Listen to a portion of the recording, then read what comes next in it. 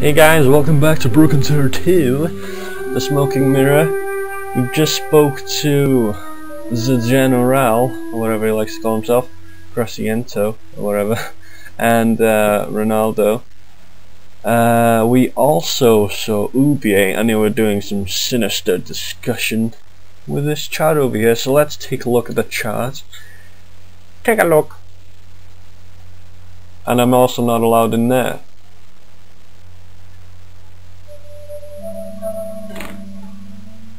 Senor, leave the chart alone. Yeah, I'm not allowed to look at the chart.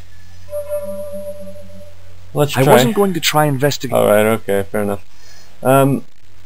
Let's have a chat. Let's see why I'm not allowed to look at the chart. Do you have a map of Quaramonte? A map? I'm sorry, senor, but I don't.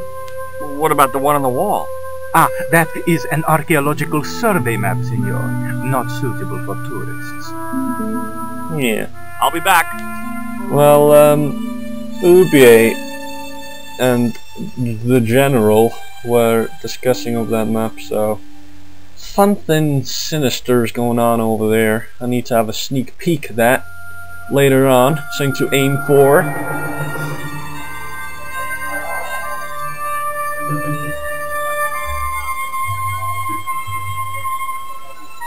Why did you show him the stone? I thought maybe he might know something about it. Well, he does now, for sure. He knows we have it. Oh no! Did you notice that chart on the police station wall? Yes, it looked like a map to me, but I couldn't make out the details. Whatever it was, the General didn't want us to see it. You came on a little strong with the General. I was merely flattering his ego, Georges. Every man has his Achilles heel. Maybe, but that guy's weakness isn't in his foot. That man we saw talking to the General was Oubier. Didn't you recognize him? I never met him, remember? The guy I called in Paris claimed to be Oubier, but he sounded nothing like the man in the police station. Maybe the professor really is innocent. Nah, it's too much of a coincidence that he's here in Quaramonte. So guys, shall we have a look for Oubier? I think so. Let's see. Where is he? Where is that man? There he is. Give him a slap, George. Proffesor Oubier? Yes? Who are you? My name is Stobart. George Stobart. Oh! A vast amount of dialogue options. Where shall we start, guys? Shall we start with Karzak? The evil man. Does the name Karzak mean anything to you? Yes, I know him. In fact, if it wasn't for Kazakh, I wouldn't be here. What? He's financing my expedition. Well, let's talk about his beloved wife. Tell me about your wife, Professor. Please, I don't want to talk about her. Maybe you don't, but I do. Why was she known as the Little Dachshund? It was just a silly pet name I used to call her. Somehow some damned reporter found out. What do you know about my girlfriend's abduction? I don't know what you're talking about. She was invited to your mansion in Paris. Not by me, she wasn't. I haven't been home for nearly 7 months. This man seems to not know what the hell's going on, guys. Have you ever employed a Central American butler or servant? I've never employed any kind of servant, monsieur. Would you like a biscuit? No, thank you. You should, they're good. I can't get enough of these things. Can you tell me anything about this stone? Where did you get that? That's my business. How much do you want for it? It's not for sale. Oubier seems very interested in that stone. Can you identify this statue, Professor? Oh yes. Tezcatlipoca, the Lord of Darkness. A Central American god, right? A supreme deity. Tezcatlipoca means, literally, smoking mirror. There. You see the mirror shield in his left hand? The Mayans believed he could look into the mirror and see into the hearts of men. He was the wind which came howling in the night in search of victims, and victims they gave him by the thousand. Human sacrifices? Men, women, children, animals, anything that bled. The steps of his temple ran red with the blood of sacrifices. The Mayans have a legend that says he'll return one day. I hope I'm not around to see it.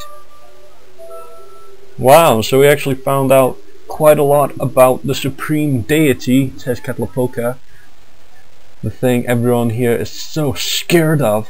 Now let's talk about Condor Transglobal, the whole reason we're over here in Quaramonte. Do you see this label? Yes, it refers to a company named Condor. What of it? I traced that company here to Quaramonte.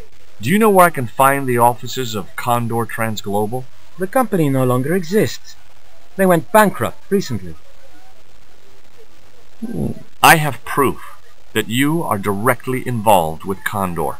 I used them as shippers to transport artifacts to a gallery in Paris. Beyond that, I have no connection with the company, which, as I said, no longer exists. Do you know anything about this eclipse, Professor? Of course. It's not the reason I'm here in Quaramonte, but I'm looking forward to seeing it all the same. What's your interest in the eclipse, Professor? Oh, it's purely a layman's curiosity. History is my subject, not astronomy. But I've been fascinated by the movements of the heavenly bodies since I was a child. I wouldn't miss a total eclipse for the world. Does the eclipse have some special significance for you? For me? No. For the ancient Mayans, it marked the end of the Fifth Age. Perhaps we should be celebrating. Ah, no. The end of each age heralds destruction on a global scale. The fifth is the final age, ending in the total destruction of the Earth. Ah, lovely.